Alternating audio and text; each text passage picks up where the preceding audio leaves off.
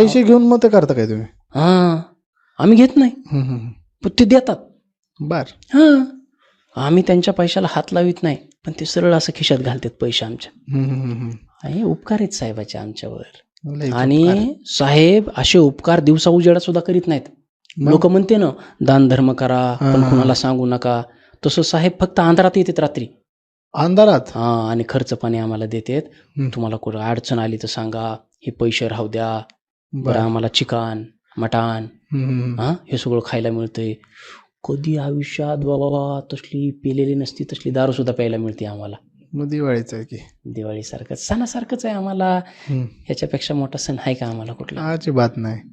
म्हणजे सरकारने कंटिन्यूस ठेवावी म्हणजे. अहो मी तर म्हणतो ना सरकारला, मी तर आम्हाला लिहिता येत नाही बरं का, बर, वास्तव येत नाही, पण आम्हाला जर अर्ज करायचा झाला, सरकारकडे काही मागणी करायची झाली, आम्हाला रस्ता नको, आम्हाला लाईट नको, आम्हाला शाळा नको, दर महिन्याला एक निवडणूक घ्या, आमचं भागून जाते.